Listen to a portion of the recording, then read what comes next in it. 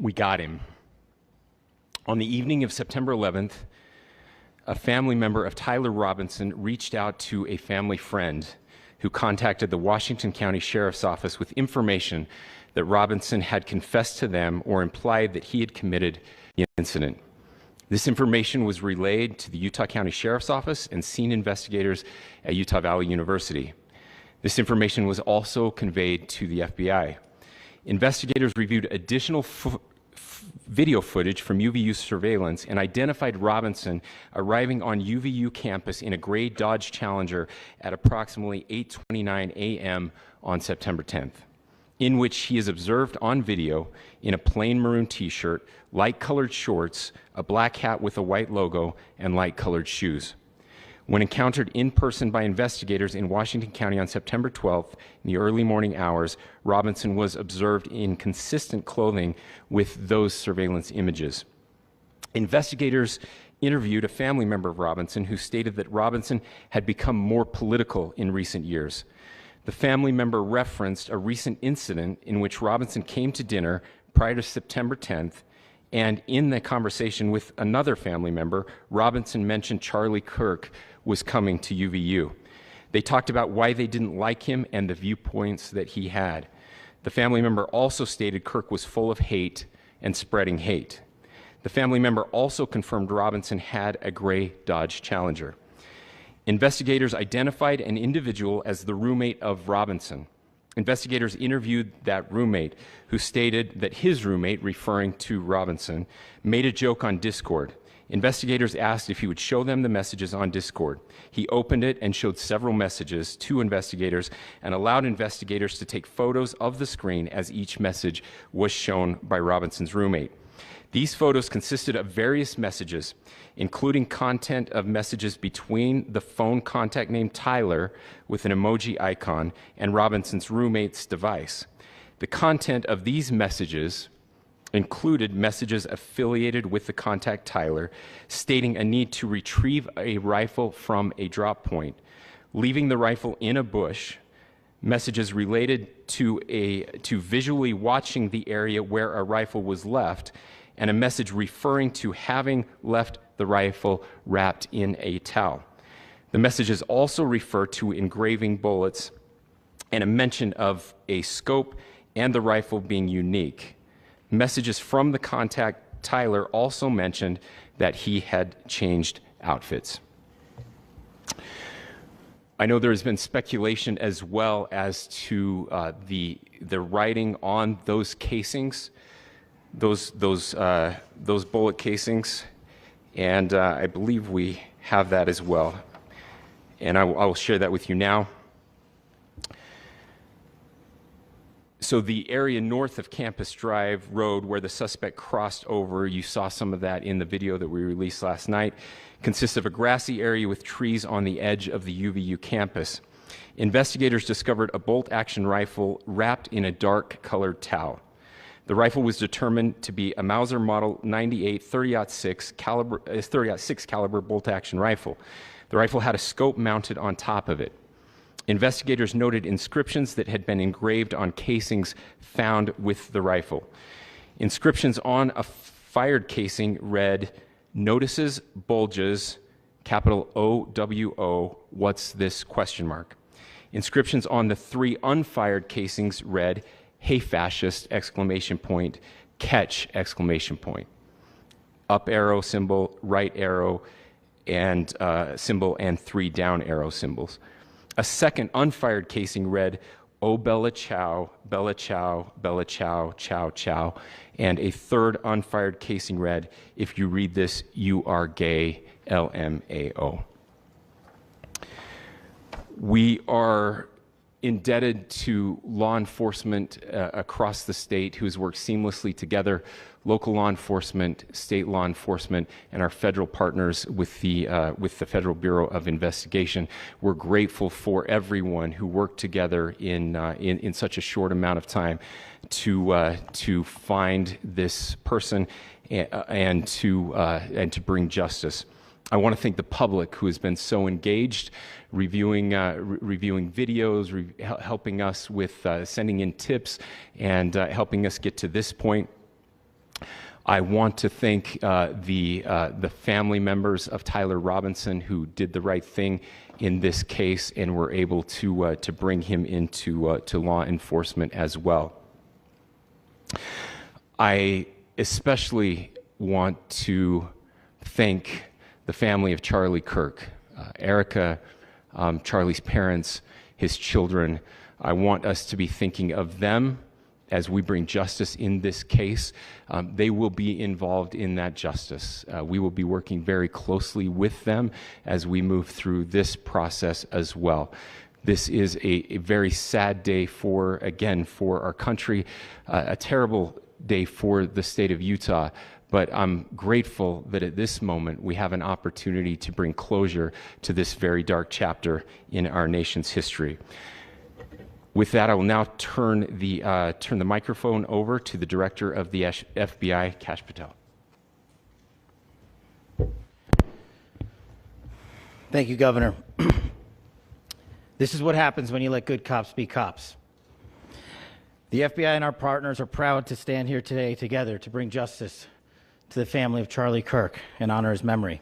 I want to express my deep gratitude to President Trump, the Vice President, and the entire White House who have been so incredibly supportive with both resources and just personally to the FBI as a team. They had our backs the entire way, and I just want to express my gratitude for giving us the resources we need to operate in this space to bring this sort of justice at this sort of speed. In 33 hours, we have made historic progress for Charlie. Governor Cox, our partnership has been absolutely incredible these last few days. Our partnership will endure. Your state and local partners, your sheriffs, your DPS community has been unbelievably impressive in the hardest of times. And a case like this cannot be solved, cannot be brought without partnering with your state and local authorities. The FBI has a certain role to play, and we will play that role, and we will lead out for the federal government. But Governor Cox, we are so grateful for your state partnership that led out on this investigation. A little bit of the timeline. Charlie was shot at 12:23 p.m. on Wednesday. The first FBI agents arrived on scene in 16 minutes with chiefs of police at 12:39 and secured the scene. The FBI immediately launched fixed-wing assets. We utilized these assets to transport personnel, specialty technicians, hostage rescue teams. We also utilized these assets to go back and forth from the East Coast and here in Utah to transport forensic evidence and other evidence that will be analyzed and is being analyzed at our FBI laboratories in Quantico and other laboratories, including the ATF. At my direction, the FBI released the first set of FBI photos of the suspect at 10 a.m. local time on 9/11. Then, shortly thereafter, the FBI reward of $100,000 was released at 10:45 a.m. local. Myself and Deputy Director Bongino arrived on the scene at approximately 5:30 p.m. on 9/11. The governor led a press conference last night at approximately 8 p.m., where at my direction, the FBI released a never-before-seen video of the suspect. We also released new images to the public of the suspect. And just last night, the suspect was taken into custody at 10 p.m. local time. In less than 36 hours, 33 to be precise, thanks to the full weight of the federal government and leading out with the partners here in the state of Utah and Governor Cox, the suspect was apprehended in a historic time period. And I want to highlight what Governor Cox said. This would not have been possible without you, the media, and you, the public. That's why we went so public, so fast, and we're so transparent, and we're committed to that transparency. The crime scene, just a little bit there. It is a large crime scene. State and local authorities, along with federal authorities, processed that crime scene quickly. And I even had the ability to walk through that crime scene and walk through the steps the suspect took to learn more about what was needed and what resources we needed to bear to create a full picture for the FBI and leadership back in Washington. Furthermore, thankfully to state and local partners, forensic evidence has been seized and continues to be garnered. Forensic evidence has already been evaluated at FBI laboratories in Quantico and state and local authorities here. We will continue to process evidence as we see it, as we collect it, and we will continue to deliver to Governor Cox and his team. Last night, we had a total of approximately 7,000 leads. As of this morning, thanks to your great work, we have over 11,000 leads that were called in to the FBI. And we are running out every single lead that we can. Every one of those leads will be run out. The arrest is a testament to the dedication of good law enforcement being great, and partnerships in law enforcement, which I've tried to highlight as my tenure as the director of the FBI. There is no better relationship for law enforcement than the FBI to partner with state and local authorities, and you've seen it here in these last few days. The FBI Salt Lake Field Office, along with our offices in LA, Phoenix, Denver, San Antonio, Las Vegas, Pittsburgh, Buffalo, our headquarters component in Quantico, all participate in the FBI. I want to express my deep gratitude to the employees of the FBI, the men and women, the evidence response team tacticians, the special operators, the agents, the support staff. You have done monumental work in historic time when the public, who had a right to demand such an expeditious solving of an investigation, the FBI answered that call diligently, critically important to our nation, and we delivered. And I'm proud to be their leader, and I'm proud to be the director of the FBI. This is very much an ongoing investigation, as the governor said, and we will continue to work with state and local authorities to develop the investigation, to provide them the evidence they need for their ongoing prosecutions, and we will be here to answer every call they absolutely have, as long as it takes, for as long as we need to find and apprehend whatever suspects were involved in this crime. Lastly, to my friend Charlie Kirk, rest now, brother. We have the watch, and I'll see you in Valhalla.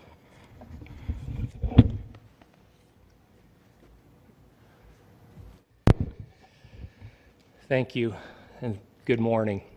I would just like to take a few minutes as the sheriff to express my gratitude for everybody who has played a part in this investigation. As you know, it's been a vast, a complicated, and a very, very fast-paced investigation. You're looking at people standing up here who are running on, if they got an hour's sleep in the last couple of days, they're probably lucky. It has been very taxing. It has been so impressive, speaking on behalf of the local law enforcement, to see the cooperation that we've seen in this type of case. Across the state, sheriffs, chiefs, our state partners have stepped up and have come to the call on anything that we needed. Our county chiefs have been phenomenal. Our Utah County Attorney, Jeff Gray, who's standing up here with us, has been phenomenal in leading us through this investigation. I would like to thank the federal government for their resources, their assets. Our local team here, our FBI team, has been extraordinary in helping us work through this and bring this person to justice. Most of all, I would like to thank the public, and specifically, I would like to thank the public who turned to prayers and who turned to positiveness for us. I would like to thank them on behalf of the law enforcement community, because we needed those prayers. That's what we needed to get through this. We needed your support, and you gave it to us. We needed your patience, and you gave it to us. And I would like to thank you for the Kirk family, because that's what they need, is your support and your prayers, and that will get us through all of this. So thank you, everybody, for everybody that have stepped up. We've had such a phenomenal response to this. Thank you.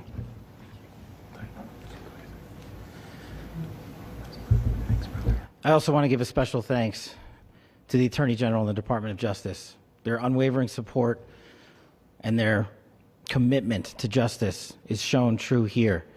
And without AG Bondi and Deputy Attorney General Todd Blanche and the resources they brought to bear, we would not have been able to complete our mission. And I just want to say special thanks. It's an honor to be a part of the Department of Justice. Thank you again to our incredible law enforcement team who has worked so hard. Sheriff, I got a solid 90 minutes last night, so I'm probably the most well-rested person up here. Ladies and gentlemen, I get the microphone, so I hope you'll permit me a moment just to share a few more thoughts about where we are and how we got here, and maybe a little bit of where we go from here. I don't want to get too preachy, but I think it's important that we, with eyes wide open, understand what's happening in our country today. I've heard people say, well, why are we so invested in this? There's violence happening all across our country, and violence is tragic everywhere. And every life taken is a child of God who deserves our love and respect and dignity. This is certainly about the tragic death, political assassination of Charlie Kirk. But it is also much bigger than an attack on an individual. It is an attack on all of us. It is an attack on the American experiment. It is an attack on our ideals. This cuts to the very foundation of who we are, of who we have been, and who we could be in better times. Political violence is different than any other type of violence for lots of different reasons. One, because in the very act that Charlie championed of expression, that freedom of expression that is enshrined in our founding documents, in having his life taken in that very act, makes it more difficult for people to feel like they can share their ideas, that they can speak freely. We will never be able to solve all the other problems, including the violence problems that people are worried about, if we can't have a clash of ideas safely and securely. Especially those ideas with which you disagree. That's why this matters so much. Over the last 48 hours, I have been as angry as I have ever been, as sad as I have ever been. And it was, as anger pushed me to the brink, it was actually Charlie's words that pulled me back. I'd like to share some of those. And specifically right now, if I could, I need to talk to the young people in our state, in my state, and all across the country. As President Trump reminded me, he said, you know who really loved Charlie? The youths. And he's right. Young people loved Charlie, and young people hated Charlie. And Charlie went into those places anyway. And these are the words that have helped me. Charlie said, when people stop talking, that's when you get violence. He said, the weak can never forgive. Forgiveness is the attribute of the strong. The only way out of the labyrinth of suffering is to forgive. Welcome without judgment, love without condition, forgive without limit. He said, always forgive your enemies. Nothing annoys them so much. A few months ago, I referenced this last night, Charlie posted to social media, when things are moving very fast and people are losing their minds, it's important to stay grounded. Turn off your phone, read scripture, spend time with friends, and remember, internet fury is not real life. It's going to be okay. He again said, when you stop having a human connection with someone you disagree with, it becomes a lot easier to commit violence. He said, what we as a culture have to get back to is being able to have a reasonable agreement, where violence is not an option.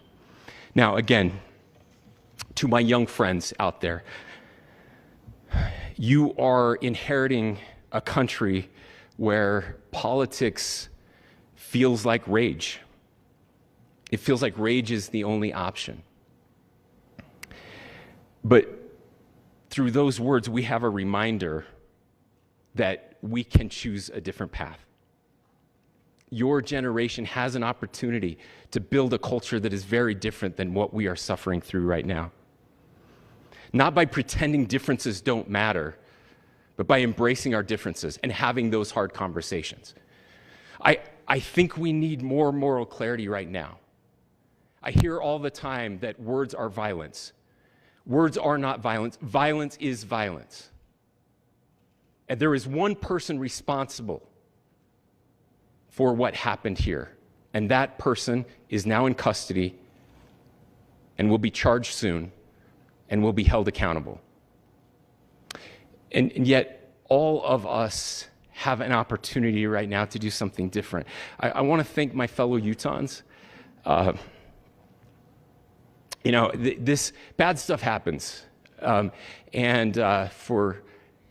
33 hours, I was praying that if this had to happen here, that it wouldn't be one of us, that somebody drove from another state, somebody came from another country. Sadly, that prayer was not answered the way I had hoped for, just because I thought it would make it easier on us if we could just say, hey, we don't do that here.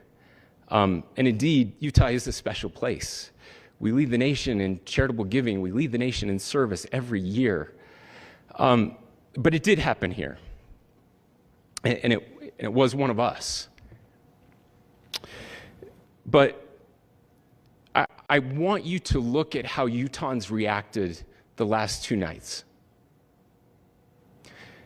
There was no rioting. There was no looting. There were no cars set on fire. There was no violence. There were vigils and prayers and people coming together to share the humanity. And that, ladies and gentlemen, I believe is the answer to this. We can return violence with violence. We can return hate with hate. And that's the problem with political violence, is it metastasizes, because we can always point the finger at the other side. And at some point, we have to find an off-ramp, or it's going to get much, much worse. But see, these are choices that we can make. History will dictate if this is a turning point for our country. But every single one of us gets to choose right now if this is a turning point for us. We get to make decisions. We have our agency. And I desperately call on every American, Republican, Democrat, liberal, progressive, conservative, MAGA, all of us to please, please, please follow what Charlie taught me. I'll just conclude with words I share often from a friend and author, Yuval Levin, who was asked if he was optimistic about our country. And he said, I'm not optimistic. He said, I hate optimism. Like, that sounds bad. But he said, optimism is a vice. It's this idea that good things are just going to happen. And he said, in the history of the world, good things have never just happened. He says, I'm not optimistic, but I am hopeful. And hope is the virtue that sits between the vices of optimism and pessimism. Hope is the idea that good things are going to happen because we can make them so. I still believe in our country. And I know Charlie Kirk believed in our country. I still believe that there is more good among us than evil. And I still believe that we can change the course of history. I'm hopeful because Americans can make it so. Ladies and gentlemen, we're happy to answer any questions you might have. Governor, can you please speak to whether the suspect is speaking with authorities and his demeanor, Tyler Robinson, when he turned himself in? I cannot speak to that right now. Governor, how do you interpret the engravings on casing? Well, I will leave that up to you to interpret what those engravings mean. I think the clearest one that says "catch fascist," there's not, and by the way, that's like catch like a ball, catch this. That's I think that speaks for itself. Governor, you indicated that he had been communicating. Please. Talk about this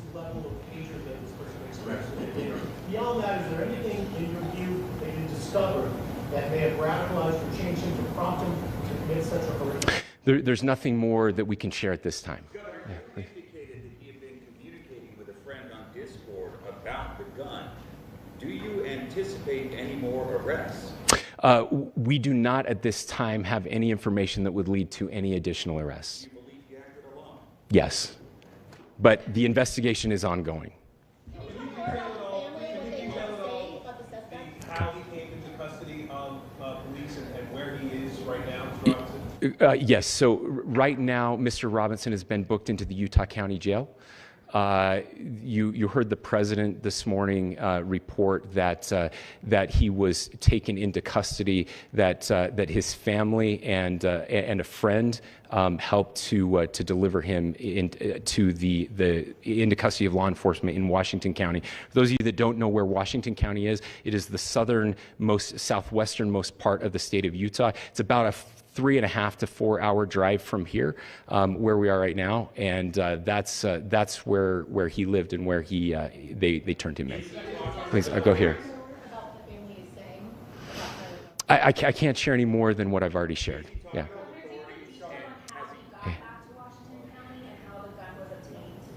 So how we obtained the gun? The gun was found here. Yeah, so I don't have much more details on that. We do know that he drove. We had his car here on campus, and then we had his car going south back to the St. George. It's actually the city of Washington in Washington County. Is he talking with authorities and did he discuss a loading? I'm sorry? We don't have any information that would lead us to believe that.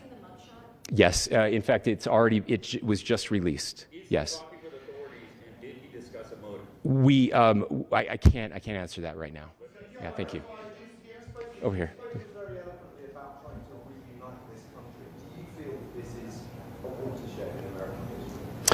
I absolutely believe that this is a watershed in American history. Yes.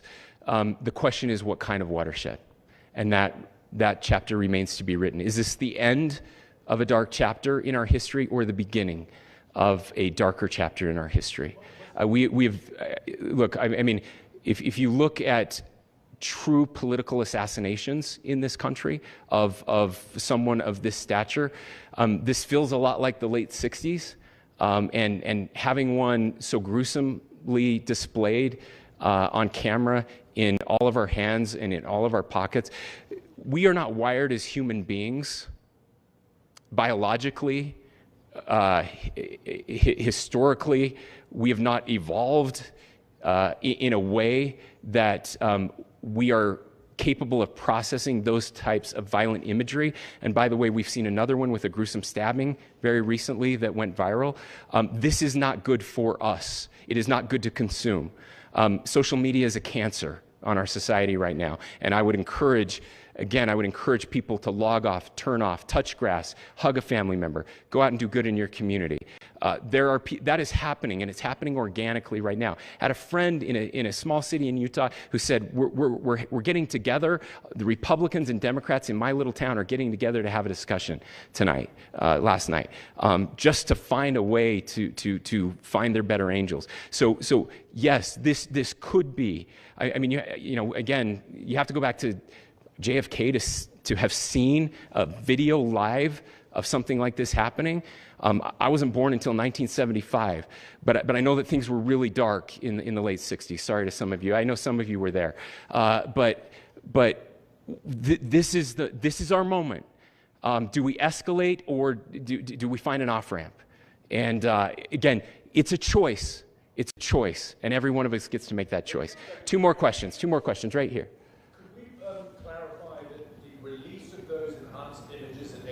Timeline that Director Patel gave us led to the arrest at 10 p.m. Is there a direct connection between those two events? I cannot comment if there is a direct connection or not, but all I can say is that that through some process, the family came to know that this had happened. One more thing, Governor. Could you just clarify the clothing issue you mentioned earlier? Was he changing outfits? Correct.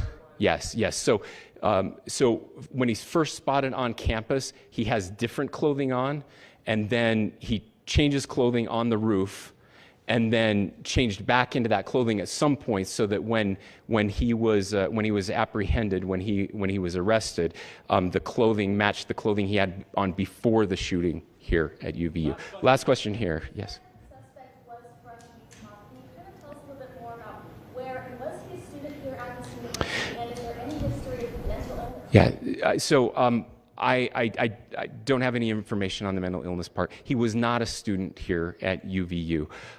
He was living and had lived for a long time with his family in Washington County, in the southernmost part of our state. Thank you, everyone, for your great work in getting this information out. I would just say, process-wise, this may be important. I know many of you aren't familiar with the process in Utah. I think it's important that you understand that basically we have 3 days for charging documents to be filed. A CI will be filed. We'll have more information then, more detailed information as those charging documents are filed in preparation for a preliminary hearing. So 3 days. So we would anticipate then that early next week those charging documents will be filed. We will obviously be working. The county attorney will be working very closely with Mr. Kirk's family as those documents and decisions are prepared and made. Thanks, everyone.